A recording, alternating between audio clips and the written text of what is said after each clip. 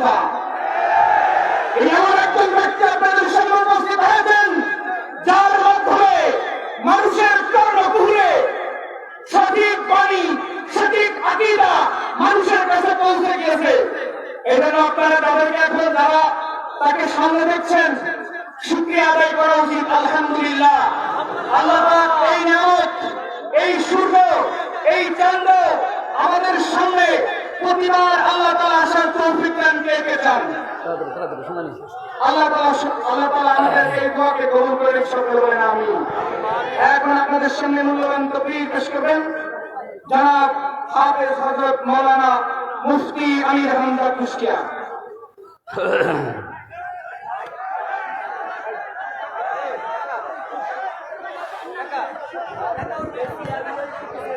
এগুলো একটু পিছিয়ে হালকা হালকা পিছিয়ে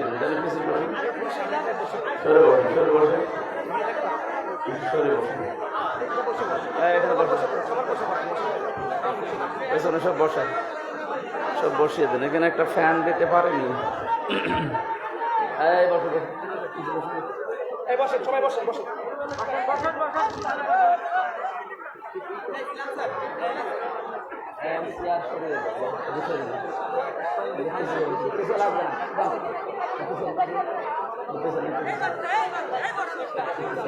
কিছু লাগবে না ভাই, কখন রাত বাজে 10টা শুনবে।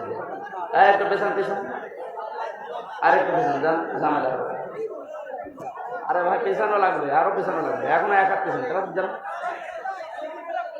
যান যান যান যান পিছিয়ে কিছু লাগবে,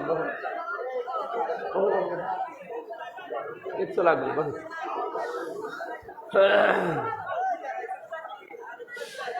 আলহামদুলিল্লাহ রাব্বিল মাশরিকাইনি ওয়া রাব্বিল মাগরিবাইন আল্লাযী খালাকা কুল্লা শাইইন সাওজাইন ওয়া আওজাবা আলাইনা লিয়াহসানা বিল ওয়ালিদাইন। রিভাব দাও, রিভাব আছে না? রিভাব দেন, তাড়াতাড়ি দেন। ঠিক আছে, এগুলো ঠিক আছে, রিভাব দিয়ে দেন। মানুষ যারা দাঁড়িয়ে আছে, দাঁড়িয়ে থাকলে থাক, কিছু করার নেই। জায়গা পেলে বসে, কথা বলবেন না। আবার কথা বলে, এখানে দাঁড়িয়ে আছে কারা? এরা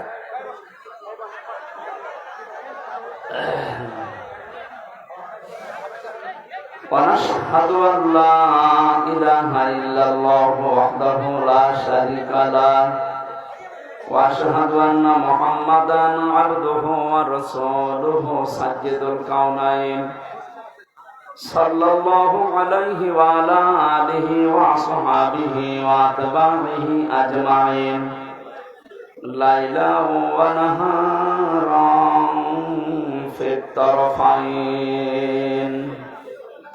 فقد قال الله تعالى في كلامه المجيد وبرهانه التوحيد: أعوذ بالله من الشيطان الرجيم. بسم الله الرحمن الرحيم.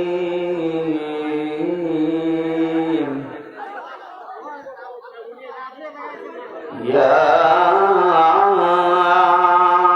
أيها النبي إذا جاءك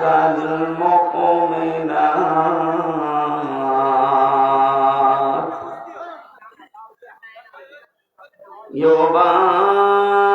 يبايعنك على ألا يشركن بالله شيئا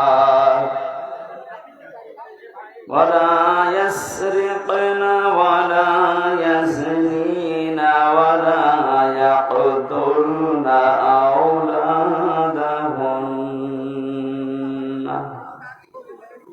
ولا يأتينك ببهتان يفترينه بين أيديهن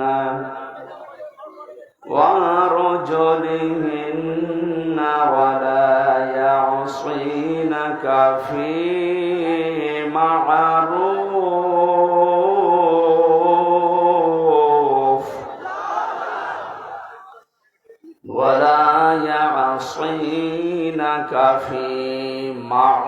معروف فبايعهن واستغفر لهن الله إن الله غفور رحيم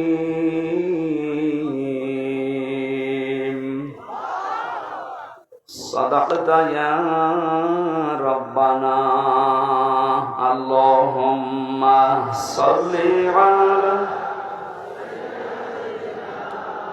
مولانا محمد وعلى آل سيدنا مولانا জীবনে যত প্রেম আছে কলিজায় নবীজির তরে সবটুকু দিয়ে দেব তাই বিনিময়ে শাফাত যদি তার পাই মুছে যাবে জীবনে যত ব্যথা ভার বালাগাল উলা বিকামালিহি কাশাফাত দুজা বিজামালিহি। রোকনী শহীদ ওমর আলী স্মৃতি চেয়ারম্যান মাঠ ময়দানে মহিলা মাদ্রাসা ও যুব সমাজের উদ্যোগে আয়োজিত চতুর্থ বাৎসরিক মহাবিশ্বের মহাবিশ্বর আমাদের মালিক আমাদের মনিব মহান রব্বুল ইজ্জাত ওয়াল জালালের মুখের পবিত্র বাণী কোরআন কারীম তাফসীর কোরআন মাহফিলের সমাধান সভাপতি প্রশাসনের উপরে যে ভুল ধারণাটা এখনো পর্যন্ত মানুষের কাটছে না, এটা দ্রুত যেন কেটে যায়, কারণ এটা থাকলে ওনারা স্বাভাবিকভাবে কাজ করতে পারবে না।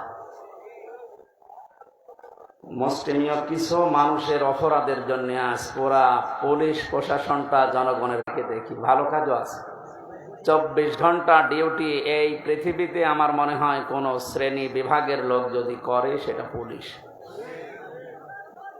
অন্যান্য কর্মজীবনে যারা আছে তাদের সর্বোচ্চ 8 ঘন্টা 10 ঘন্টা করে ডিউটি করা লাগে, আর ওনাদের কোনো 8-10 নেই, 24 ঘন্টায় ডিউটি।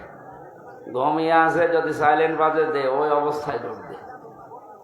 জানে আমার যতটুকু বাস্তবতায় আমি দেখেছি ওনাদের সাথে, এটা আসলে একটা ক্যান্সার। এই ক্যান্সার গুলোর তো হেদায়েত পাবে না, কারণ যারা মানুষের উপরে জুলুম করে তাদের হেদায়েতের রাস্তা বন্ধ হয়ে যায়। আল্লাহু লা ইয়াহদিল কওমাজ জালিমিন, আল্লাহ বলেন আমি জালেমদেরকে হেদায়েত দিচ্ছি না, দেবও না। ইয়াহদি এটা মোজারে, বর্তমান ভবিষ্যৎ, প্রেজেন্ট ফিউচার। এজন্য যারা জুলুম করেছেন এই মানুষগুলো আল্লাহর হেদায়েত থেকে জান্নাত থেকে আপনি বঞ্চিত। আপনার দুনিয়াও শেষ, আখেরাতও শেষ। দুনিয়া তো আপনার শেষ হয়েই গেছে, আপনি টের পাচ্ছেন। আর আখেরাত যে কত ভয়ঙ্কর জালেমদের জন্য। জালেমরা হামজার মামলার আসামি না, এটা সরাসরি আল্লাহর মামলার আসামি। কথাটার ওজন টের পাচ্ছে, অনেক বেশি লোড এটা। আল্লাহ পাক বলেন ইন্নামাস সাবিলু আলাল্লাযিনা ইয়াজলিমুনান নাস। সূরা সূরা 25 নম্বর পারার 6 নম্বর পৃষ্ঠা 13 নম্বর লাইনের 42 নম্বর আয়াতের প্রথম অংশে আছে তাফসিরে ফি জিলালিল কোরআন। রব্বুল আলামিন বলেন অবশ্যই আমি আল্লাহ মামলা দায়ের করব, কেস দেব। বুঝতেছে, আল্লাহ কেস দেবে। পুলিশের কাজে যদি কেউ বাধা দেয় তাহলে পুলিশ বাদী কেস হয়। আল্লাহর কাছে বাধা দিলে আল্লাহ বাদী কেস হবে। তাহলে পৃথিবীতে আল্লাহ বাদী কাজ একটা আছে, সেটা জুলুম করা। জুলুম করা এটা কি বাদী কেস হবে? আল্লাহ বাদী কেস। উনি নিজে বাদী হয়ে কেস দেবেন, নিজে মামলা দায়ের করবেন, নিজেই অভিযোগ লিখবেন, নিজেই বিচার করবেন, নিজে রায় দেবেন। কিছুদিন আগে আমাদের এই সিস্টেম ছিল, ওনারা নিজেরাই ধরে নিয়ে যেত, নিজেরাই লিখত, নিজেরাই উকিল, নিজেরাই বিচারপতি, নিজেরাই রায়। এইটা হয়েছিল আমার সাথে, আমি নিজে টের পেয়েছি, এই জন্য বললাম। সবাই না, এই সিস্টেম যদি আল্লাহ নিজে শুরু করে বলেন তো তখন আপনি কি করবেন? আপনি দেখেন সব কিছু দলীয়করণ করতে করতে এমন জায়গায় দেশটা নিয়ে গেছে, এমন দুর্নীতিগ্রস্ত হয়েছে দেশটা, জাতীয় মসজিদের খতিব পর্যন্ত পালিয়েছে। একটা দেশের কেন্দ্রীয় মসজিদের ইমাম যদি পালিয়ে যায় তাহলে বোঝা যাচ্ছে দেশটা কোথায় গিয়ে দাঁড়িয়েছে। তাহলে আল্লাহ নিজে বিচারপতি, নিজে রায় দেবেন। বিচারপতি যদি খারাপ হয়, যদি চরিত্রহীন হয়, যদি বিবেকহীন হয়, তার রায় যে কত মানুষের জীবন নষ্ট করে দেয় এর বাস্তব প্রমাণে কালামানিক। আল্লাহ এমন ধরা ধরেছে ছিল, এবং দালালি যখন করতো মনে হতো যে কি না কি হয়ে গেছে। আর এক একটা কথা সবগুলো ইসলামের বিরুদ্ধে, আলেম ওলামাদের বিরুদ্ধে। আল্লাহ এমন ধরা ধরেছিলেন, পৃথিবীর ইতিহাসে আমি এত অপমান কাউকে হতে দেখিনি। কলার পাতা শুয়েও পার পায়নি, এসে বেশিটা গেল উড়ে, এখন আপনি টের পান। অবস্থা ভালো না। আজকে দেখলাম মনে হয় আজরাইল দেখা করিস, মনে হয় বিদায় নেবে। এটা তো গেল দুনিয়ার শাস্তি। আল্লাহ বলেন জালেমদের বিরুদ্ধে শুধু ছাড় দিয়েছি, ইন্নামা নুমলি লাহুম লিয়াজদাদু ইসমা। আমি আল্লাহ ওদেরকে ওদের পাপের পরিপূর্ণ করার জন্য ছাড় দেয়, যে নাই যত বাড়বে বাড়, তো পাপ যেন একেবারে দুনিয়া শেষ, আপনার আখিরাত তো শেষ, আপনি আরো ভয়ঙ্কর বিপদের দিকে যাচ্ছেন। এই জন্য আমার আহ্বান থাকবে, জালেম যারা তারা এখন থামবে। কারণ জালেমের লাইনের 85 নাম্বার আয়াতের মাঝের অংশে আছে, আফাতুমিনুনা বিবাযিল কিতাবি ওয়া তাকফুরুনা বিবাযি ফামা জাযাউ মান ইয়াফআলু যালিকা মিনকুম ইল্লা খিজিয়ুন ফিল হায়াতিদ দুনিয়া। আল্লাহ পাক বলেন, কোন মানুষ যদি পৃথিবীতে আমার কোরআনের কিছু মানে আর কিছু বাদ দিয়ে দেয়, আমার মনে হয় সারা বিশ্বের যতগুলো দেশে ঘুরলাম, অন্যান্য দেশে যারা কাফের তারা আসলেই কাফের। আমাদের যে 96% মুসলিম, আমরা অন্য আর যাই করি আল্লাহ একজন আছে এটা তো বিশ্বাস করি। এই 96% মানুষেরা কি কথা বলে, 4% নয় বাদ দিলাম। এই মানুষগুলোর ভেতরে আল্লাহর এই আয়াতটা 100% আমার মনে হয় মিলে যায়। কিছু মানি আমরা কোরআনের, কিছু জানার পরও অস্বীকার করি, অহংকার করে মুখ ফিরিয়ে চলে যায়। এটা যদি কোরআনের সাথে কারো আচরণ হয়, আপনি নামাজের কথা বললে খুব ধীরস্থির ভাবে শোনেন, মেনে নিতে চান, রোজার কথা বললে খুব ভালোভাবে শোনেন, মেনে নিতে চান। নামাজ যেমন ফরজ, রোজা যেমন ফরজ, আল্লাহর কোরআন দিয়ে ইউনিয়ন থেকে সংসদ চলবে, এইটাও ফরজ। নাকি এইটা রাজনীতি? কে বলেছে আপনাকে রাজনীতি? আপনার নামাজে যদি জান্নাতে নিয়ে যায়, আপনার রাজনীতি জাহান্নামে নিয়ে যাবে। আর আমি দুইটা সিস্টেম বলছি। কিয়ামতের ময়দানে আল্লাহ পাক যখন বিচারের ব্যবস্থা করবেন, বিচারের প্রথম ধাপে আল্লাহ দুনিয়ার মানুষকে তার সামনে ডাকবেন স্রেফ একা একা। আমি আমার ঈমান থেকে কথা বলছি, যারা শুনছেন নিজের মনে করে শুনবেন যে প্রত্যেকের জন্য একই কথা। প্রতিটি মানুষ যখন আল্লাহর সামনে দাঁড়াবে, স্রেফ কয়জন করে? আরো জোরে বলুন না। অনেকে ছড়িয়েছে না কিয়ামতে অনেক বাবা অনেক দাদা লক্ষ লক্ষ মুরিদ নিয়ে উঠবে, এটা দাহা মিথ্যা কথা। সূরা মারিয়াম 16 নম্বর পারা 10 নম্বর পৃষ্ঠার 15 নম্বর লাইনের 95 নম্বর আয়াত, এটা শেষ নাম্বার রুকুতে আছে। এটা আছে ইবনে কাসিরের ভেতরে, নাকি আরো দলিল দেওয়া লাগবে? হ্যাঁ, আরো দলিল দেবো নাকি? আর তো দলিল নেই, কোরআনের উপরে আর দলিল আছে? আল্লাহ পাক বলেন, প্রতিটি মানুষকে আমি আল্লাহ কিয়ামতে আমার সামনে বিচারের জন্য ডাক দেব প্রথম ধাপে একা একা। কয়জন করে? কেউ থাকবে না আপনার সাথে। একটু নিজের দিকে মিলান তো এই বাস্তবতাটা। আপনি নিজে দাঁড়িয়ে আছেন আল্লাহর সামনে, আল্লাহ এবার জিজ্ঞাসা করবে, হামজা 2024 সালের আগস্ট মাসের 31 তারিখ পর্যন্ত তোরে মাফ করে দিলাম, যা। শুধু সেপ্টেম্বরের 1 থেকে 6 তারিখ, এই 6 দিনের হিসাব দিয়ে তুই জান্নাতে চলে যা।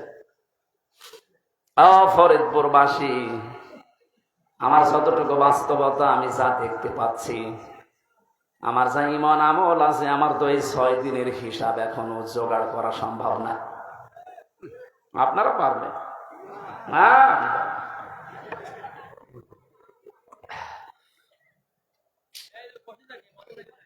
কথাটা শুনতে যত সহজ মনে হচ্ছে, বাস্তবতায় গেলে অত সহজ পাবেন না। আল্লাহর সামনে নিজেকে দাঁড় করান, যার জন্য আপনি অবৈধ পথে ইনকাম করছেন, অবৈধ পথে বেছে নিয়েছেন, কি হবে এদের দ্বারা? কোরআনে কারীম সতর্ক করছে, লাং তানফাকুম আরহামুকুম ওয়ালা আওলাদুকুম ইয়াউমাল কিয়ামাহ ইয়াফসিলু বাইনা, আমাদের সন্তানাদি কিয়ামতের ময়দানে কেউ তোমার উপকারে আসবে না। আল্লাহর এই কথাটা যদি আমরা 100 ভাগ বিশ্বাস করতাম, এই দেশে হাজারো মানুষের অবৈধ ইনকাম বন্ধ হয়ে যেত। আমরা ওই যে কিছু ভাষা বিশ্বাস করি, এই জন্য আমাদের অবৈধ পথ বন্ধ হয় না। বাকি থাকবে না, সব কাট করে দেবেন। যা নিজের স্ত্রীকে দেখার পরও বলবেন, কে তুমি? আমার তো দুনিয়ায় বিয়েই হয়নি, বউ পাবো কোথায়? দুনিয়ার মুসলমান ভাইরা, অন্য জাতির কথা আমি বাদ দিলাম, আমরা যেহেতু জান্নাত বিশ্বাস করি, কিয়ামতে জবাব দেওয়া লাগবে বিশ্বাস করি, আমরা ভুল করি কি করি? আমাদের সাবধান থাকা লাগবে, আমি যেন জবাবটা ঠিক করতে পারি। এখনই যদি আপনার চোখ বন্ধ হয়ে যায়, বাড়ি পর্যন্ত যেতে পারবেন না। এখান থেকে হয়তো তাড়াতাড়ি বাড়িতে নিয়ে রাতটা পার করতেও দেবে না, ধোয়ানোর পরে জানাজা দিয়ে বলবে যান কবরে দিয়ে দেন। রাতের বেলা থাকলে ওরে আবার পাহারা দেওয়া লাগবে, জিন আসতে পারে। কোথায় আছি আমরা? আপনি একটু নিজের দিকে সত্যি করে ভাবেন তো, দাঁড়িয়ে আছেন আপনি, সত্যি করে বলেন, নিজে ভাবেন, আপনি সত্যি কি পারবেন এই 50, 60, 70 বছরের হিসাব দিতে? আমার তো 6 দিনেই ভয় লাগছে, আপনি 60 বছর পারবেন কি করে? 1 গ্লাস পানির হিসাব যদি আল্লাহ নেওয়া আরম্ভ করে, বিশ্ব নবী বলেছেন কেউ জান্নাত পাবে না। আল্লাহ যদি দয়া করে বলে যা মাফ করে দিলাম, তাহলে আপনি মাফ পাবেন। তো ওনার তো মাফ পাওয়ার জন্য কয়েকটা গুণ দুনিয়ায় আপনার ওর ভেতরে থাকা হবেন, দয়াশীল হবেন, মেহেরবান হবেন। কখন? নবীজিকে দিয়ে আল্লাহ বলিয়েছেন ওই কথাগুলো আজকে তাফসীর আকারে আমরা যেন শুনি। বিচারের দ্বিতীয় সিস্টেমে এবার আল্লাহর একা ডাকবেন না, দ্বিতীয় ধাপে এবার ডাকবেন আপনাকে আপনার নেতার সাথে। মানে তো ধরা খেয়ে বসে আছে।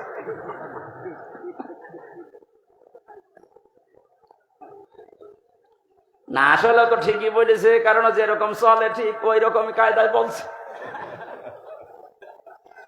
আমরা যেন ধরা না খাই, এই জন্যই তো সতর্ক করছি।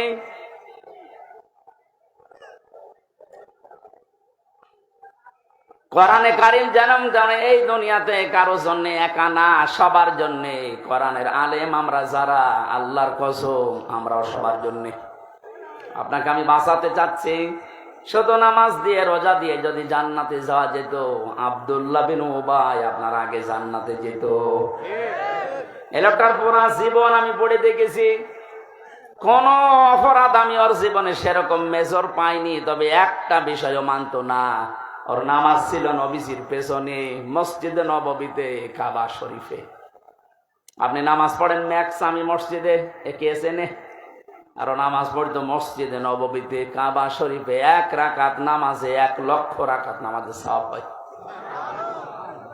রোজা রেখেছে, রাসূলুল্লাহর সাথে ইফতারি করেছে, নবীর সাথে, তাহাজ্জুদের নামাজ পড়তো। ওর যত কিছু আমি পেয়েছি একটা একটা করে মিলিয়ে দেখলাম সবই ঠিক আছে, শুধু রাজনৈতিক জীবনে ওর আদর্শ ছিল আবু জেহেল। এরকম মানুষ দুনিয়ায় নেই, কথা বলা লাগবে। আমি নাম ধরেই বলছি, এই যে সালমান এফ রহমান, এই দরবেশ, ওর নামাজ ছিল, রোজা ছিল। কাবা শরীফের পাশে আমি যখনই গেছি দেখছি ও পাশে ওই যে বিল্ডিং দারুত তাওহীদ, ওখানে থাকতো, যেখানে 15 থেকে 20 লক্ষ টাকা লাগে থাকতে।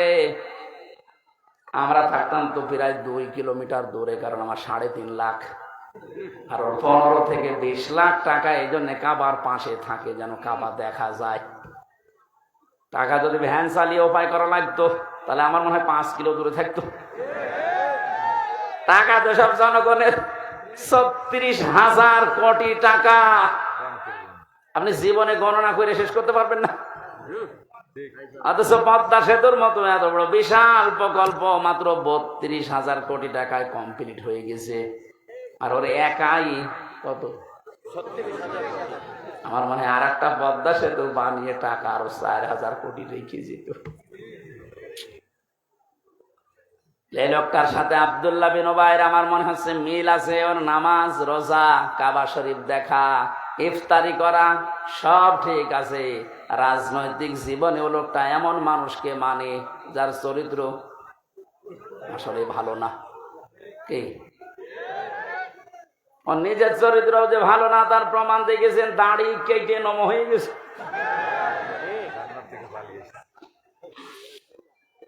প্রশাসনের লোক যখন ধরতে গেছে ওরা কিন্তু চিনতে পারে নাই।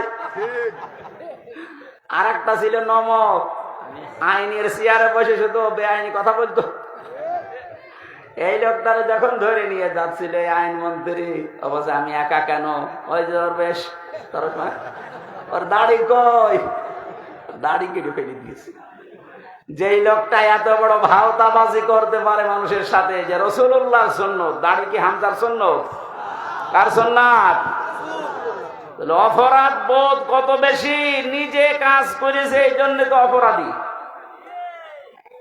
এত ভয় যে রাসূলুল্লাহর গলায় ছুরি লাগিয়ে দিয়েছে, যা আমার দরকার নেই, আমি আগে বাঁচতে চাই। আল্লাহ বাঁচতে দিয়েছে, এখন পচা ডিম খাচ্ছে।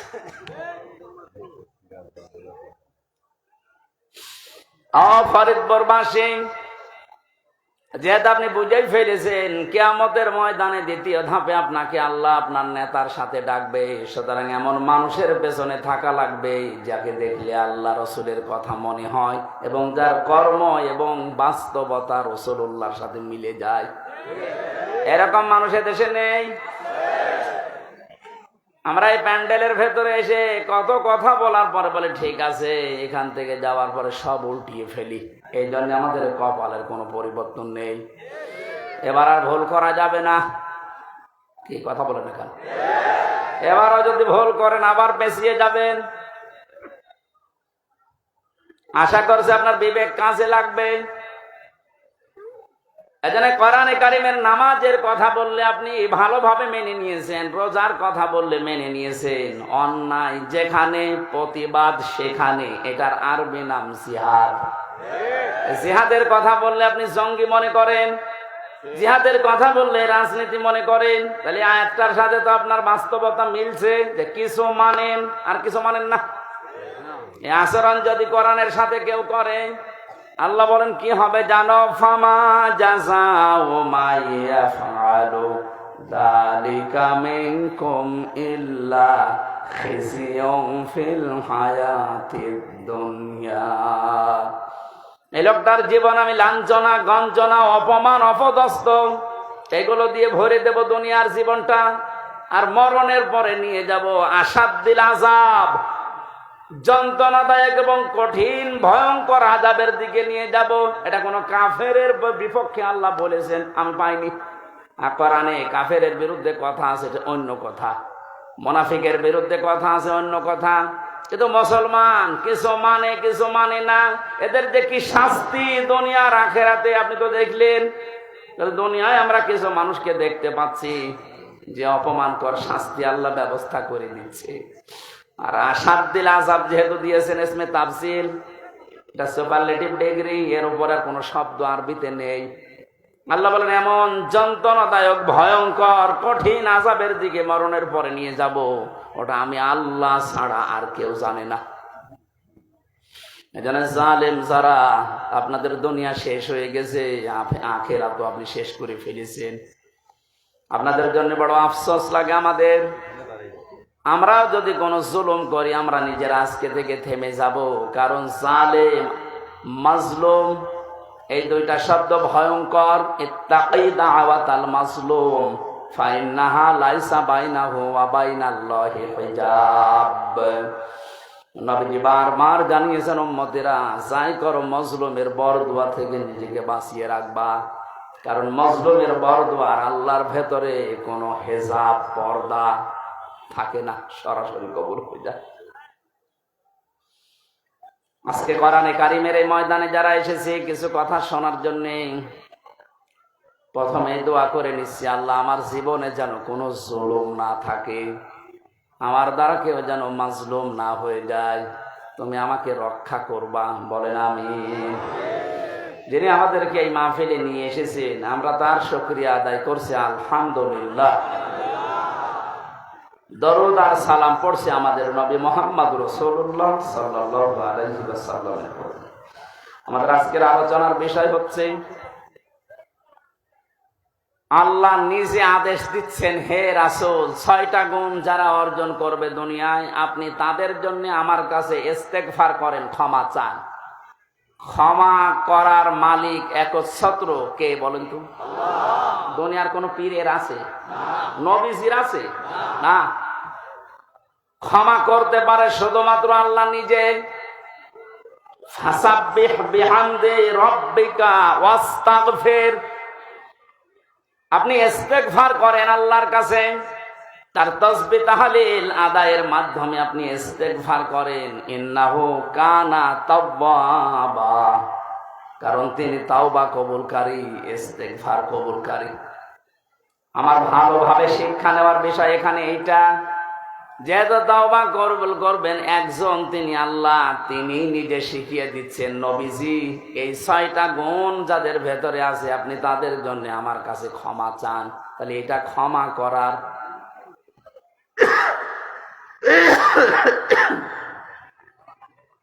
আয়াত থেকে বোঝা যাচ্ছে আল্লাহ এই 6টা গুণ বিশিষ্ট মানুষদেরকে ক্ষমা করবেন বলে জানিয়েছেন। আমাদের এখন বুদ্ধিমানের কাজ হবে এই 6টা গুণ দুনিয়া থেকে অর্জন করে তারপরে বিদায় নেওয়া।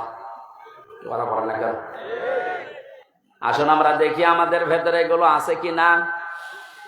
সূরা মুমতাহিনা 12 নাম্বার একটা মাত্র আয়াত পড়েছি। মুমতাহিনা শব্দের শাব্দিক অর্থ হচ্ছে পরীক্ষিতা নারী। কি নারী? যারা পরীক্ষা দিয়ে উত্তীর্ণ হয়ে গেছে। এ পৃথিবীতে বহু নারীর জীবনী আমি পড়েছি, সর্বোত্তম জীবনী আমার কাছে 6 জনের মনে হয়েছে। এ মানুষগুলো পরীক্ষা দিয়ে উত্তীর্ণ হয়ে তারা জান্নাত অলরেডি আল্লাহ পেয়ে গেছে। তার ভেতরে 1 নম্বরে হযরতে আসিয়া। হযরতে আসিয়া আলাইহিস সালাম এত বেশি পরীক্ষা দিয়েছিলেন তার ঈমানের উপরে টিকে থাকতে গিয়ে। পৃথিবীর মানুষরা যদি হিসাব করে হিসাব মিলানো সম্ভব না। শুধুমাত্র ঈমানের উপরে টিকে থাকতে গিয়ে হাতের ভেতরে তিনি পেরেক লাগিয়ে দিয়েছে তার নিজের স্বামী, পায়ের ভেতরে পেরেক লাগিয়েছে, মাথার উপরে গরম তেল ঢেলে দিচ্ছে, কপালের ভেতরে শলাকা লাগিয়েছে।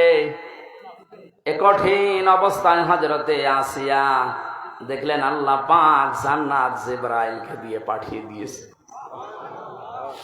তিনি জান্নাত দেখলেন, ডাক দিয়ে বললেন, ইদকালাত রাব্বি বিনিলি ইনদাকা বাইতান ফিল জান্নাতি ওয়া নাজ্জিনি মিন ফিরআউনা ওয়া আমালিহি ওয়া নাজ্জিনি الظالمين হযরতে আসিয়া ডাক দিয়েছেন, রব্বুল আলামিন তুমি আমার জন্য জান্নাতের ভেতরে একটা ঘর বানিয়েছো, এভাবে না তৈরি করি তুমি যেখানে আছো ওই জায়গায় একটা ঘর আমার জন্য বানিয়ে দাও, যেন সব সময় তোমারে আমি দেখতে পারি। হযরত আসিয়া দ্বিতীয় নম্বর কথা বলেছিলেন, ওয়ানাজ্জিনি মিন ফিরআউনা ওয়া আমালিহি ওয়ানাজ্জিনি মিনাল কওমিজ জালিমিন। এই মেয়েরা আসেনি, একটু খেয়াল করবেন। এবার সম্মানিতা মা বোনেরা, অনেক বেশি ভালোবাসি আপনাদেরকে, আমি চাই না আপনারা জাহান্নামী হয়ে যান।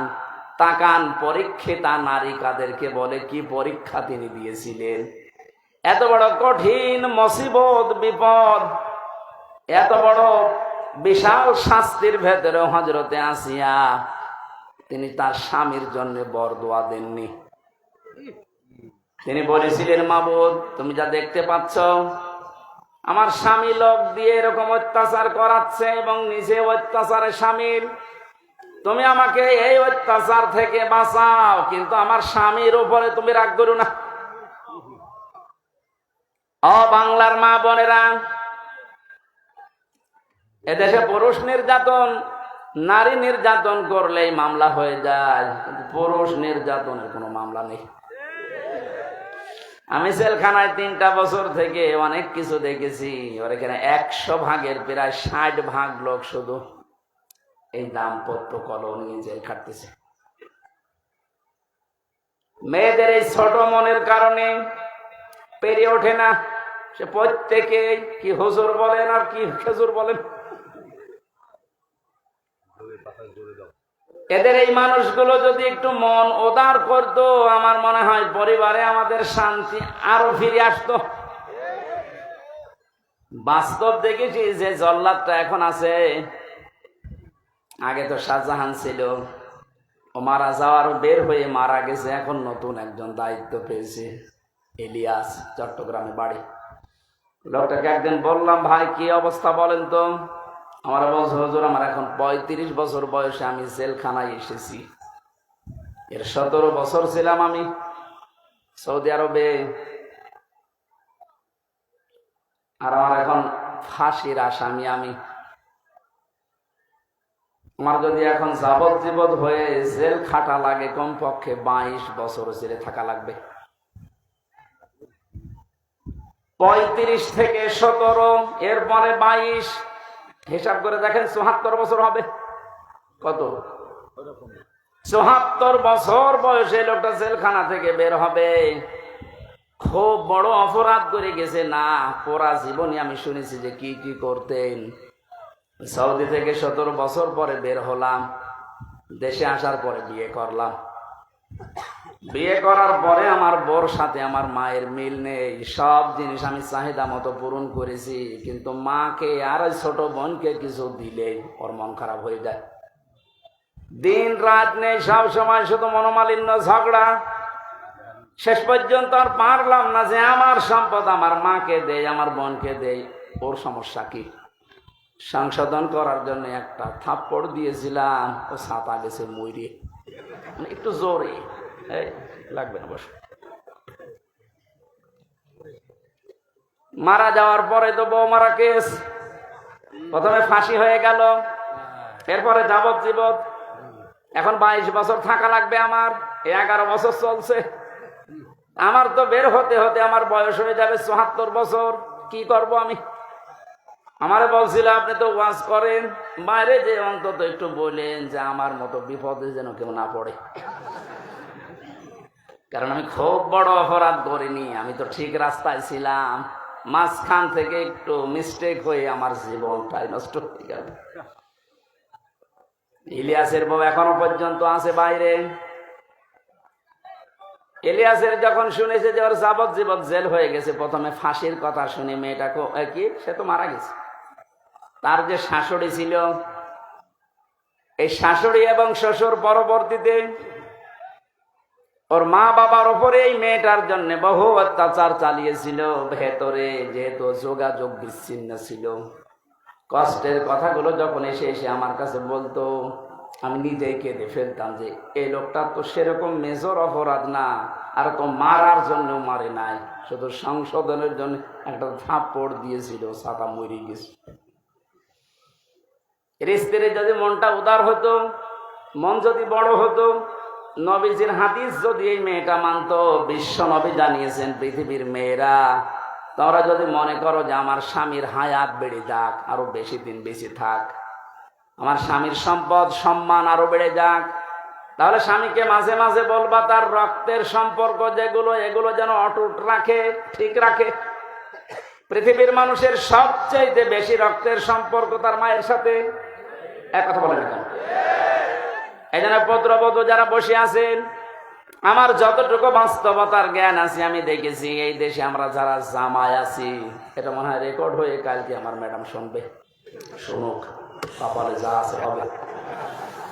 আমরা জামাইরা যেভাবে আমাদের শাশুড়িকে শ্বশুরকে যেইভাবে দেখি, যেই নজরে দেখি আর যেভাবে আচরণ করি, বউগুলো যদি তার হাত আমার মা বাবার সাথে আমাদের মা বাবার সাথে ওইটা করতো, এই দেশে কোনো ছেলে আলাদা হওয়া লাগতো না। একটু বেশি বলে ফেললাম নাকি? ঠিক মানে 100 ভাগ ঠিক। আপনি অনেকে মনে করে যে আমি নামাজ পড়ি, রোজা রাখি, আমি কালো বোরকা পরে বাজারে যাই, আমি জান্নাত পাবো না। মানে কিসের জান্নাত? আপনি তো মানুষের অধিকার নষ্ট করেছেন। আপনি একটু উদার হতে পারেন না? কি করবেন আপনি সম্পদ বেশি নিয়ে? এই মেয়েটাকে খারাপ করার পেছনে ওই মেয়েটার মা আর ওর বড় বোন ওখান থেকে শুধু বুদ্ধি দেয়, তাড়াতাড়ি আলাদা হয়ে যা, আরামে খেতে পারবি।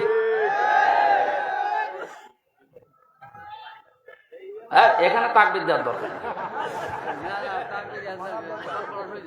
সব বলা হয়ে যাচ্ছে আরো তাকবীর দিচ্ছে।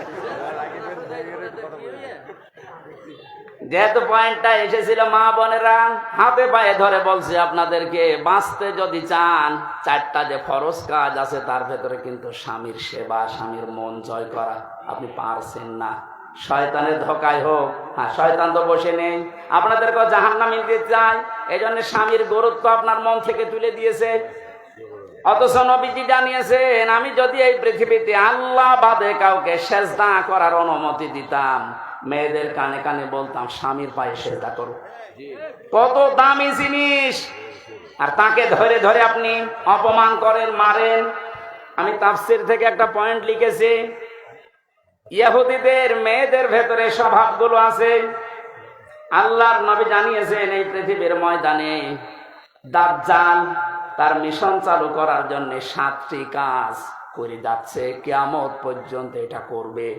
মেয়েরা যারা এসেছেন আপনারা যেন সাবধান হয়ে যান, এর জন্য বলছি। দাজ্জালের মিশন হচ্ছে 7টি।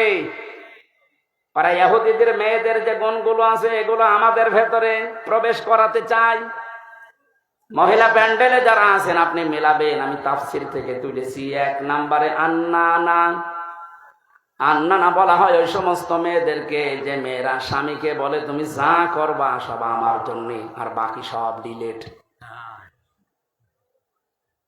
এরকম মেয়েদের মন দেশে নেই।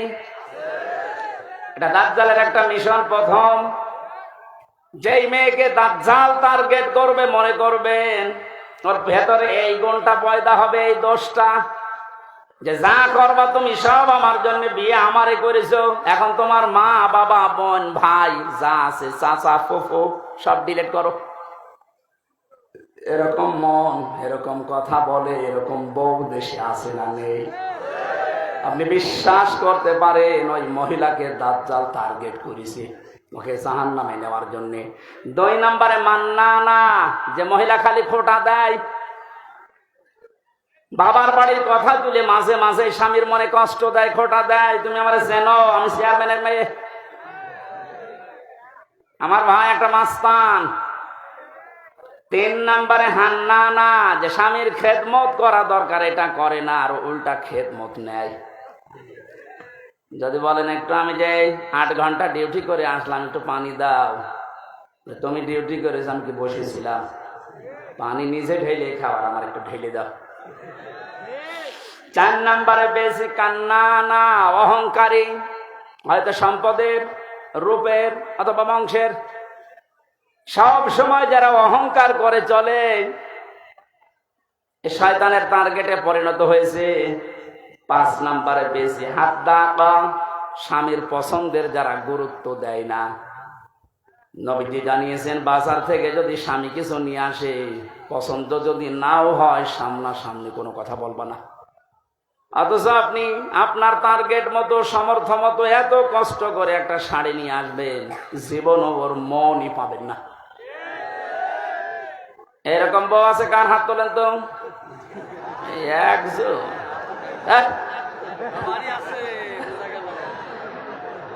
6 নম্বরে বেশি সাদ্দাকা, যারা হারামের প্রতি উৎসাহ দেয় স্বামীকে। খালি মাঝে মাঝে অন্যের তুলনা তুলে ধরে যে কি করো, পাশের বাড়ি দেখো না, ওর বেতন তো তোমার চাইতে কম। এই যে হারামের প্রতি আপনি উৎসাহ দিচ্ছেন, লোক নবীর স্ত্রীর সাথে আপনাকে জাহান্নামে থাকা লাগবে। কথা বুঝতেছেন? নিজের চরিত্র ভালো তাতে কি হয়েছে? আপনি যদি হারাম কাজের প্রতি উৎসাহ দেন, কাউকে সাহায্য করেন, কিয়ামতে আপনি লোক নবীর স্ত্রীর সাথে জাহান্নামে থাকা লাগবে। এটা তো আমি বানালাম নাকি? সূরা আরাফ 8 নম্বর পারার 20 নম্বর পৃষ্ঠা 3 নম্বর লাইনের 83 নম্বর আয়াত তাফসীর থেকে বলছে, আল্লাহ রাব্বুল আলামিন 2 জন ফেরেশতাকে পাঠালেন। 2 জন ফেরেশতা এসে লোক নবীর কাছে এসে বলে, আল্লাহর নবী, আপনার উম্মতদেরকে নিয়ে আপনি এখান থেকে চলে যান, আমরা মাগরিবের সময় আল্লাহর গজব এখানে নাজিল করব। কিন্তু সাবধান, ফাআনজাইনাহু ওয়া আহলাহু ইল্লা ইমরাতাহু কানাত মিনাল গাবিরিন। আপনার স্ত্রীকে আপনি নিতে পারবেন না, যারা আছে বাকি সবাইকে নিয়ে যান। আপনাকে যারা স্বীকার করেছে আপনার উম্মত, নিয়ে যান, স্ত্রীকে নেবেন না। প্রশ্ন আসতে পারে, লূত নবীর স্ত্রীর চরিত্র খারাপ ছিল? না না, পৃথিবীর কোন নবীর স্ত্রীর চরিত্র খারাপ ছিল না, কারণ হারাম রক্তের ভেতরে আল্লাহ নবীদের রক্ত ঢুকান নাই। এজন্য নবীদের স্ত্রীর চরিত্র ভালো ছিল। কিন্তু এই মহিলা চরিত্রহীনাও ছিল না, চরিত্র খারাপও ছিল না, কিন্তু তলে তলে চরিত্রহীন মানুষদেরকে সাপোর্ট করত। ওই জামানায় একটা গণা ছিল, পুরুষে পুরুষে জেনা, মহিলা মহিলায় জেনা করত, ওইটাও সাপোর্ট করতো, নিজে করতো না, শুধু সাপোর্ট করতো। একটু চিন্তা করেন তো, এত বড় একটা জলিলুল কদর নবী লূত আলাইহিস সালাম, তিনি ইব্রাহিম নবীর ভাগ্নে,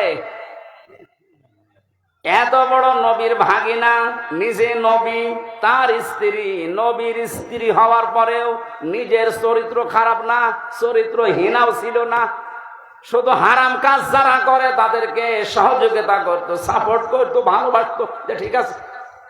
এইটা করার কারণে আল্লাহ তাকে বললেন, ছেড়ে দাও, ওকে আমি জাহান্নামের, ওকে গজব নাজিল করে ধ্বংস করে জাহান্নামে দেব। রাজবাড়ি ফরিদপুরবাসী অনেকেই মনে করছে আমার নিজের চরিত্র তো ভালো, আমি কোনো অন্যায় কাজে যাই না, কিন্তু এমন মানুষকে সাপোর্ট করেন যার চরিত্র ভালো না। এ দেশের কথা বলছি না, এক কথা বলছে না। মা বোন যারা এসেছেন, হযরতে ফাতেমাতুজ জোহরাকে আল্লাহ যে 2টা কারণে জান্নাতের নেত্রী বানিয়েছেন মেয়েদের, তার 1 নম্বরে কোনো দিন তিনি স্বামীকে হারাম কাজে উদ্বুদ্ধ করেননি। না খেয়ে থেকেছেন 3 দিন পর পর, আপনি সহ্য করতে পারবেন? 3টা দিন মানে 72 ঘন্টা না খেয়েছিলেন নবীর মেয়ে, তারপরও স্বামীকে দিয়ে কোনো হারাম কাজ করতে উদ্বুদ্ধ করেননি। আর আপনার কোনো অভাব নেই, এরপরও স্বামীকে দিয়ে বাম হাতের ইনকাম করান। আজকে একটা এসপির স্ত্রী তার স্বামীর বিরুদ্ধে নিচে মামলা দিচ্ছে। সম্মানিত মা বোনেরা, আমাদের হুঁশ হবে একদিন, যেদিন আজরাইল আসবে, ওই সময় হুঁশ হয়ে আর লাভ হবে না। এখনই হুঁশ করা দরকার। 7 নম্বরে পেয়েছি বাররাক, এটা না বলাই ভালো। হ্যাঁ বলি আমি মায়ের খাই। বাররাকা মানে এমন স্ত্রী যে স্বামীর গায়ে হাত তোলে। এই কথা বলছে না কেন? এরকম মানুষ দেশে নেই? বহু পালোয়ান বাইরে বীর, ভেতরে যে ক্ষীর হয়ে যায়। এটা দাজ্জালের যে 7টা মিশন নারীদেরকে নিয়ে এখানে যারা এসেছে, এই মেয়েরা যেন এই মিশনে এই খপ্পরে না পড়ে, বলেন আমিন। এত বড় কঠিন মুহূর্তে হযরতে আসিয়া তার স্বামীর জন্য বরদোয়া দেননি। হ্যাঁ, তিনি বলেছিলেন, আল্লাহ তুমি আমাকে বাঁচাও, নাজ্জিনি মিন ফিরআউনা ওয়া আমালিহি ওয়া নাজ্জিনি, একালে করে টান আছে। তুমি আমার স্বামীর অত্যাচার এবং যাদেরকে দিয়ে অত্যাচার করাচ্ছে জালেমদের কবল থেকে তুমি আমাকে বাঁচাও, কিন্তু আমার স্বামীর উপরে তুমি গজব দিও না। এত বড় কঠিন মুহূর্তেও যদি বরদোয়া না দিতে পারে, আপনার কি হয়েছে? একটা সাবান কম হলে আপনি খোঁটা দেন, বরদোয়া দেন, উল্টা পাল্টা কথা বলেন। পরীক্ষিতা নারী হওয়ার জন্যে 28টা গুণ মেয়েদের অর্জন করা লাগে। সূরা নিসার ভেতরে ধারাবাহিক ভাবে আল্লাহ দিয়েছেন। ইবনে কাসির তাফসীরটা মেয়েদেরকে পড়াবেন। আমার আজকের আলোচনার বিষয় ওইটা না, শুধু নামকরণটা বললাম। সূরা মুমতাহিনা শব্দের শাব্দিক অর্থ পরীক্ষিতা নারী। কি নারী? পরীক্ষিতা নারী। যে সমস্ত মেয়েরা পরীক্ষা দিয়ে পাশ করেছে তাদের ভেতরে 6টা গুণ আপনি হে নবী দেখতে পাবেন। এরা যখন আপনার কাছে বায়াত নেবে বলে আসবে, তাদেরকে আপনি বলবেন, মেয়েরা এসেছিল নবীজির কাছে, এসে বলে, হে রাসূল আমরা আপনার সাথে হাত মিলাতে চাই। ইবনে কাসির মুফাসসির বলেন, বিশ্ব নবী জানিয়েছেন ওই সময় আমি মেয়েদের বেগানা মেয়ের সাথে হাত মিলাই না। অথচ বাংলাদেশে আমরা বহু পীরের নামে কলঙ্ক দেখছি, ওরা মেয়েদেরকে পর্যন্ত মুরিদ বানায়। কথা বলছেন?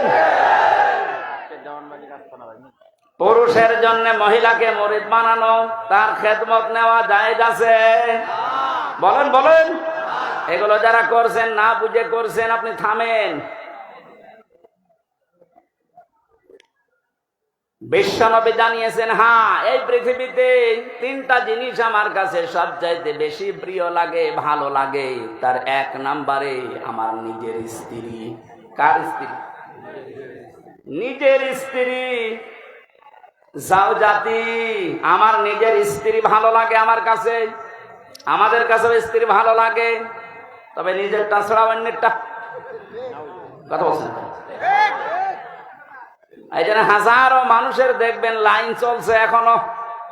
এই যে পরকিয়া প্রেম যারা করেন, এখনই থামেন, নয়তো 3টা ক্ষতি হয়ে যাবে দুনিয়ায় আর 3টা আখিরাতে। পরকিয়া প্রেমে যারা লিপ্ত আছেন, আপনার 1 নম্বরে চেহারার উজ্জ্বলতা নূর আল্লাহ নষ্ট করে দেবে। 2 নম্বরে আপনার হায়াত আস্তে আস্তে কমে যাবে। 3 নম্বরে যখন মারা যাবেন ঈমান পাবেন না। একটা সংসার নষ্ট করার জন্য বেঈমান হয়ে মরবেন। এ লাইনে আছে নাকি এলাকায় কেউ? যদি থাকেন আপনি থেমে যাবেন আশা করছি। বিশ্বনবী বলেন, 2 নম্বরে আমার কাছে নামাজ ভালো লাগে, 3 নম্বরে আমার কাছে সুগন্ধি ভালো লাগে।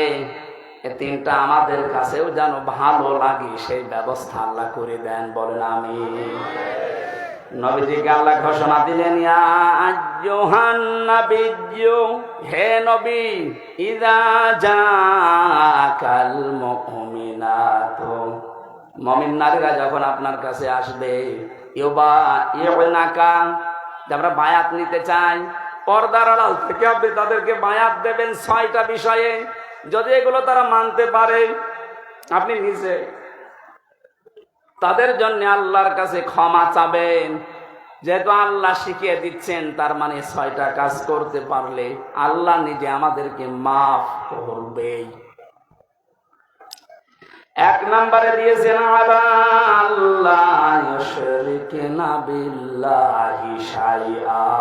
এখান থেকে একটা মাসলা বের হয়।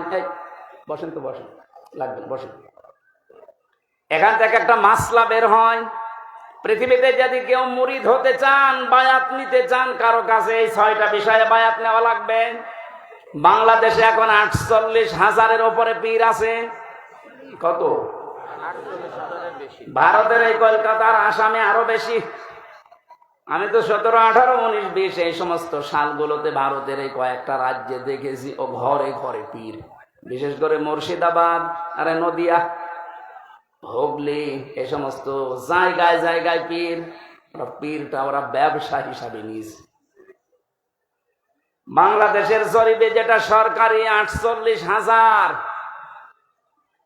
আপনারা যদি মরিদ করতে চান, বায়াত দিতে চান, প্রথমে আপনাকে বলা লাগবে যে আমার দরবারে কোনো শিরিক চলবে না।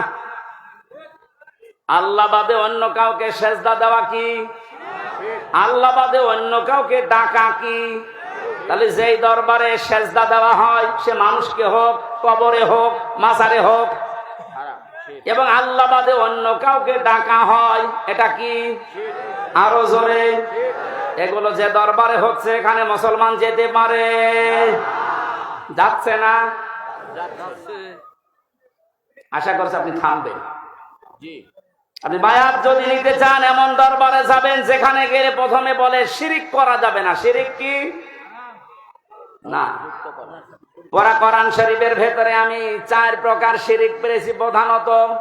শিরিক বিল জাত, শিরিক বিল সিফাত, শিরিক বিল ইখতিয়ারা, শিরিক বিল হুকুক। এ প্রত্যেকটা আবার 4 প্রকার করে আছে। 4 16 প্রকার। এটা আবার প্রতিটা 4 প্রকার করে আপনি 48 প্রকার পাবেন। এরপরে 72 প্রকার, এরপরে 120 প্রকার দেওয়া আছে। তাফসীরে হাক্কানি খোলেন, শিরিক 120 প্রকার পয়েন্ট আকারে দিয়েছে। এতগুলো শিরিক যদি এখন পয়েন্ট আকারে একটা একটা করে বলতে যায়, সব লিখেছি, সময় যাবে, আর গরমে আমারও সহ্য হচ্ছে না। এই জন্য খুব তাড়াতাড়ি করছি। এগুলো একটু পড়ে নেবেন যে শিরিক আল্লাহ যেটা পারে ওটা অন্য কেউ পারে, এটা বিশ্বাস করার নাম শিরিক। এক কথা বলেন। আইন তৈরি করতে পারে শুধুমাত্র আল্লাহ, এটা অন্য কেউ পারে বিশ্বাস করে যদি কেউ কাজ করে, সেও মুশরিক। এখানে 53 বছর তো চললো, আমরা দেখলাম। বাবা চালিয়েছিল, স্বামী চালিয়েছিল, চাচাও চালিয়েছে 9 বছর, বউ চালিয়েছে অনেক দিন, ভাবিও চালিয়েছে, সবাই চালিয়েছে মানুষের তৈরি করা নিয়ম নীতি, আইন কানুন দিয়ে। এটার সাথে দ্বিমত আছে? বলেন বলেন।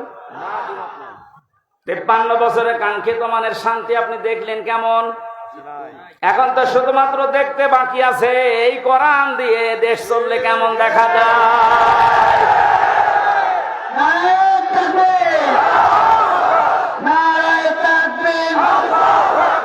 আল কোরআনের আলো, আল হাদিসের আলো, ইসলামের সূচনা, ইসলামের সূচনা, আল কোরআনের আলো, নারায়ে তাকবীর।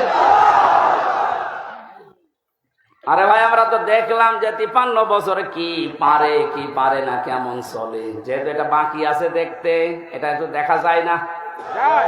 দেখি তো আল্লাহর কোরআনের 500 আইন দিয়ে ইউনিয়ন থেকে শুরু করে সংসদ ভবন পর্যন্ত যদি চলে তো কেমন দেখা যায়। আল্লাহ জানিয়েছেন ওটা আমি মিনি জান্নাত বানিয়ে দেব।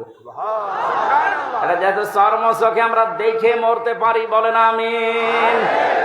খুব আশা আমার, খুব আকাঙ্ক্ষা লাগে আল্লাহ কোরআন দিয়ে দেশ চললে কেমন দেখা যায়। পৃথিবীতে আমরা দেখিনি, সৌদি আরবে দেখেছি, কিন্তু 100 ভাগ না 70 ভাগ। তাই যে শান্তি পাওয়া যায় মাঝে মাঝে ওখানে, ওটা যদি 100 ভাগ হতো, 30 ভাগ বাকি আছে এখনো। আমাদের দেশটা যদি 100 ভাগ আল্লাহর আইন দিয়ে আমরা চালাতে পারি, আপনি দেখবেন পৃথিবী কেমন শান্তি, স্বস্তি, নিরাপত্তা ফিরে আসে। আজ মেয়েদেরকে অনেকে জুজুর ভয় দেখাচ্ছে, ইসলাম যদি চায় তোমাদেরকে ঘরবন্দি করে ফেলবে। এতদিন তো জালেমরা এটা বোঝাইতো, এখন অনেক মুনাফিকরা এটা বোঝানো আরম্ভ করেছে। সম্মানিতা মা বোনেরা, আমরা গ্যারান্টি দিতে পারি কোরআন যদি সত্যিই যায়, পৃথিবীতে নারীর যে মুক্তি বিশ্বনবী দেখিয়েছেন, ওটা আপনি দেখতে পাবেন। এখন দেখতে পাননি মনে করছেন, মনে হয় ইসলাম ওই রকমই, আগে প্রতিষ্ঠিত হতে দেন। সুতরাং এই জুজুর ভয় যারা দেখাচ্ছেন, আপনারা জালেম একদিকে, আর একদিকে আপনারা মুনাফিক।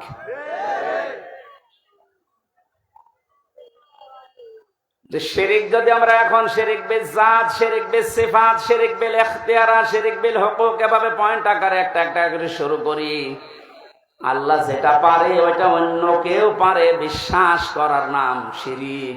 আল্লাহ পারে আইন দিতে, অন্য কেউ পারে না। এই কাজে যারা ইনভলভ আছেন, এই কাজের সাথে যারা জড়িত আছেন, এই কাজে যারা সাহায্য সহযোগিতা করছেন, সাপোর্ট করেন, আপনি যে দল করতে পারেন আপনি মুশরিক। আপনার বায়াত হয়নি, কিসের বায়াত নিচ্ছেন আপনি? 2 নম্বরে আল্লাহ বলেন ওয়ালা ইয়াসরিকনা, হে নবী ওদেরকে বলেন যেন তারা জীবনে চুরি না করে। কি না করে? চুরি নেই দেশে? বেগম পাড়া এমনি তৈরি হয়, বাবার টাকা দিয়ে বেগম পাড়া বানাচ্ছেন, সব চুরি করা টাকা।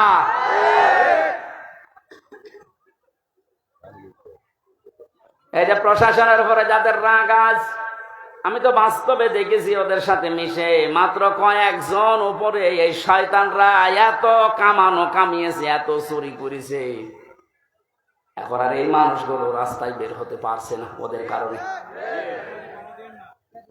আজকেও কয়েকটা লাইভ দেখেছি, এসআই এবং এএসআই কনস্টেবল সাধারণ যারা ডাক দিয়ে বলছে আমাদের নিজেদের অপরাধের জন্য যদি শাস্তি দিতে চান আমাদের দিন। আমরা তো হুকুমের দাস ছিলাম, উপর থেকে যে মানুষগুলো আমাদের জীবনটা এভাবে নষ্ট করে দিল, আজ আমরা স্বাভাবিক জীবনে যেতে পারি না। অবশ্যই তাদেরকে আইনের আওতায় এনে শাস্তি দেন এবং ওদের সম্পদগুলো সব বাজেয়াপ্ত করেন। আমরা এটা চাই।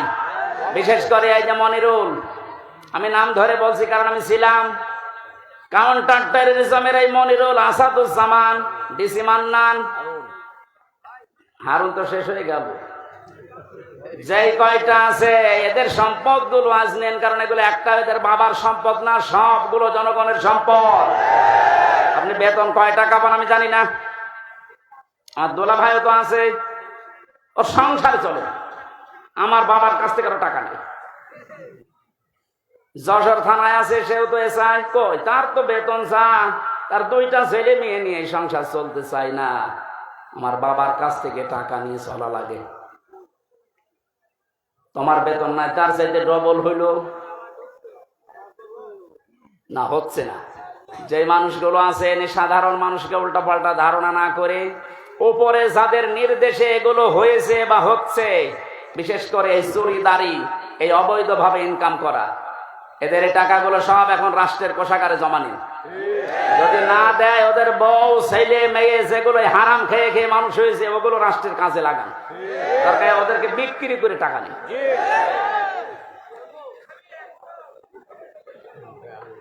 চুরির এইটা যদি আমরা শপথ নিতে পারতাম যে চুরি করব না, চুরি বন্ধ করব, এ দেশটা কিন্তু দাঁড়িয়েছে। তো এক দরবেশে যদি এত টাকা চুরি করে থাকে, বাকি যারা দরবেশের ভান ধরিস তাদের অবস্থা কি? ওরা না, জেনা করা যাবে না। জেনা শুধু হাতের জেনা, মুখের জেনা, চোখের জেনা, অন্তরের জেনা, লজ্জা স্থানের জেনা।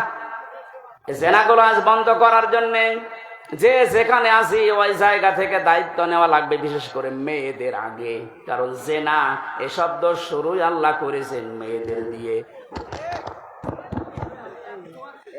আযানিয়াতু ওয়াযানি ফাজলিদু কুল্লা ওয়াহিদিন মিনহুমা মিয়াতা জালদা।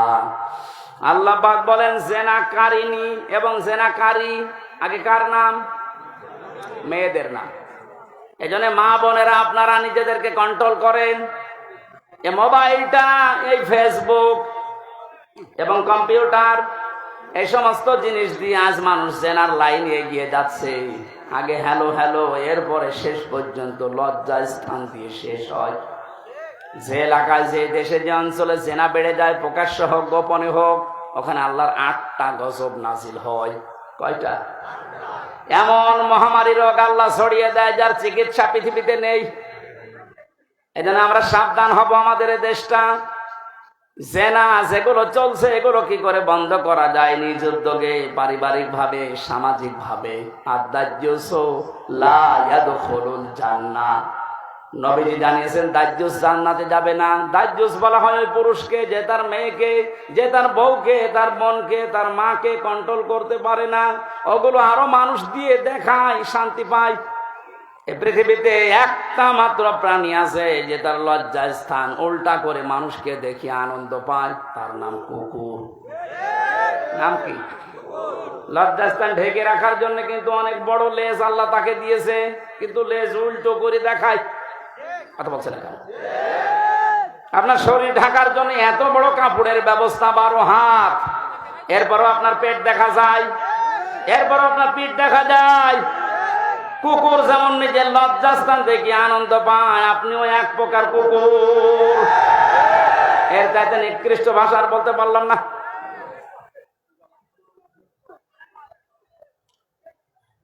আশা করছি আপনি থামবেন। একটা মহিলা যদি বেপরদা আছে না এই সমস্ত করার কারণে জাহান্নামী হয়ে যায়, কমপক্ষে 4 জন পুরুষ কিয়ামতের সঙ্গে নিয়ে যাবে। প্রথমে তার বাবাকে, এরপরে বড় ভাইকে, এরপরে স্বামীকে, এরপরে বড় ছেলেকে। আপনি বলেন তো, এক একজন মহিলা যেভাবে চলছে আজ, এভাবে যদি চলতে চলতে ওরা জাহান্নামে যায়, আমাদেরকে যারা 4 জনের নাম বললাম, হয়তো আমি কারো বাবা, নাই স্বামী, নাই বড় ভাই, নাই বড় ছেলে, জান্নাত পাওয়া সম্ভব হবে? এই জন্য কন্ট্রোল হয়। জেনার পরিবেশগুলো বন্ধ করা দরকার আস্তে আস্তে। আল্লাহ পাক বলেন ওয়ালা ইয়াকতুলনা ওয়ালাদাহুন্না, খাবারের ভয় সন্তানকে হত্যা করো না। এখানে কয়েকটা মাসলা বের হয়। আপনাদের মনে কষ্ট হয়ে যাচ্ছে নাকি? আমার তো কষ্ট হচ্ছে। আমার একটা ফ্যানের ব্যবস্থা যদি করতেন আগে থেকে, এই ঝামেলাটা হতো না। এখন ওইভাবে হয়, মানুষ একবারে একজন দাঁড়িয়ে দাঁড়িয়ে বাতাস দেবে। ওর জীবন না, ওরে বাতাস দিয়াবেন, ফ্যান দিলে পতরে দিলে ভালো। ওয়ালা ইয়াতিনা বিবহতানিন ইয়াফতারিনাহু বাইনা আইদিহিন্না, জেনে বসে কোনো মানুষ যেন একজনের উপরে অপবাদ চাপিয়ে না দেন। এই সিদ্ধান্ত নিয়ে, এই বায়াত নিয়ে আমার কাছে আজকে থেকে যান। এই গোনাটা বাংলাদেশ সহ বিশ্বে এখন বহু জায়গায় আরম্ভ হয়েছে। কিচ্ছু জানে না যে লোকটা, আন্দাজে তার উপর একটা অপবাদ দোষ চাপিয়ে তার জীবনটা ধ্বংস করে দেওয়া হচ্ছে। কথা বলে ঠিক কিনা? বহু ভুক্তভোগী মানুষকে আমি জেলখানায় পেয়েছি, একেবারে নিরপরাধ, কিচ্ছু জানে না ও বিষয়ে, আন্দাজে দোষটা চাপিয়ে তার সংসারও শেষ, তার জীবনটাও শেষ করে দিলে। এখন আপনি মাপ পাবেন না। অপবাদ দেওয়া থেকে আমাদের বিরত থাকা লাগবে। খুব মারাত্মক অপরাধ এটা, অপবাদ। 6 নম্বরে আল্লাহ বলেন ওয়ালা ইয়াসিনাকা ফি মা'রুফিন ফাবাই'হুন্না, কোন ভালো কাজ যদি আপনি আরম্ভ করেন, সেই কাজের বিরোধিতা যেন আপনার সাথে না করে। এজন্য আমরা কোনো ভালো কাজে আঞ্জাম দিলে দলমত দেখা যাবে না, ওই কাজে আঞ্জাম দেওয়া লাগবে। আজকে কোরআন প্রচার হচ্ছে বিনা দ্বিধায় নির্দ্বিধায়, কোনো পারমিশন লাগছে, কোনো ঝামেলা আছে? এই ভালো কাজে আমাদেরকে সাহায্য সহযোগিতা করা যতটুকু পারা যায় এগিয়ে আসা লাগবে। এই 6টা কাজ যদি কারো ভেতরে পরিপূর্ণ এসে যায়, আল্লাহ পাক বলেন নবী ফাবাই'হুন্না, এই 6টা গুণ যারা অর্জন করে তাদের বায়াত আপনি গ্রহণ করেন। আর আমি আল্লাহর কাছে তাদের জন্য বলেন আস্তাগফির লাহুন্না, আল্লাহ তুমি এদেরকে মাফ করে দাও। ইন্নাল্লাহা গফুরুর রহিম, অবশ্যই আমি আল্লাহ ক্ষমাশীল, দয়াবান। জোরে বলেন সুবহানাল্লাহ। এই 6টা গুণ আমি সহ যারা এসেছি আমাদের বাস্তব জীবনে আল্লাহ যেন মেনে চলার তৌফিক দেন।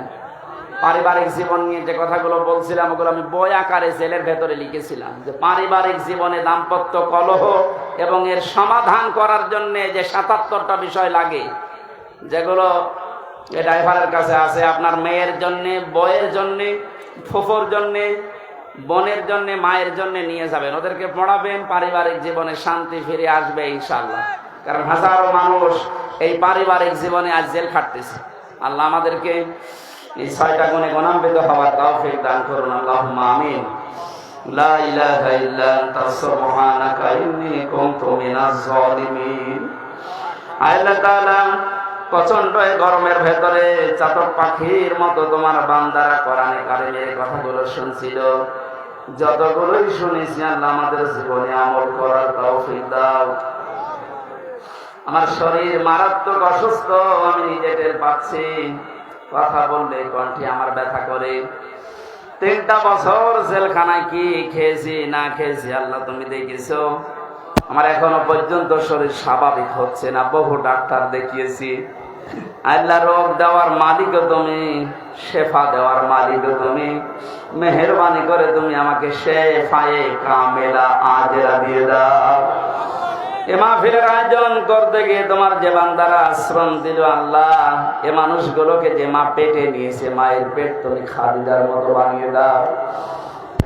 এ মাহফিলের সম্মানিত সভাপতি এবং পরিচালক সহ যত সম্মানিত অতিথি এসেছে, বিশেষ করে আমাদের অভিভাবক, থানার অফিসার ইনচার্জ, ওসি সাহেব সহ যত পুলিশ সদস্য ভাইরা এসেছে, তাদের আজকের এই দায়িত্বটা তুমি ইবাদত হিসাবে কবুল করে দাও। নিজের স্ত্রী পুত্র সন্তানাদি বাবা মা ছেড়ে যারা দেশ এবং দেশের দায়িত্ব পালন করে বাংলার বিভিন্ন প্রান্তে, বাংলার এই প্রশাসনের উপরে তোমার রহমত নাযিল করো আল্লাহ।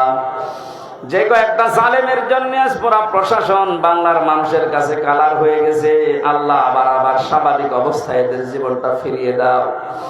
মা বোনদেরকে পর্দায় থাকার সুযোগ দাও। আল্লাহ তাআলা আমরা অঙ্গীকার করেছি, ওয়াদা করেছি, যেগুলো মেহেরবানি করে এগুলো জীবনে বাস্তবায়নের সুযোগ করে দাও। চর্ম চোখে দেখতে চাই, বড় ইচ্ছা আশা আকাঙ্ক্ষা, তোমার কোরআন দিয়ে দেশটা চলছে। বারাকাল্লাহু লানা ওয়া লাকুম ফিল কোরআনিল আযীম। এলাকায় মাটির নিচে যত মানুষ ঘুমিয়ে আছে, কোরআনের ইজ্জতে মাফ করে দাও। একটা মাদ্রাসার জন্য এলাকার অনেক মানুষ এখন আকাঙ্ক্ষা পেশ করছে, কোরআন শেখানো হবে, নবীর হাদিস শেখানো হবে। একটা উদ্যোগ নিয়েছে যে হাফেজ সাহেব।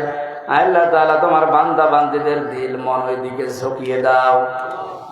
সাদগায়ে জারিয়া আমলক কাজে আমাদেরকে তুমি মেহেরবানি করে জুড়ে মিশে চলার তৌফিক দাও। বারাকাল্লাহু লানা ওয়া লাকুম ফিল কোরআনিল আযীম। মরণ আসলে যেন বলতে পারি লা ইলাহা ইল্লাল্লাহু মুহাম্মাদুর রাসূলুল্লাহ।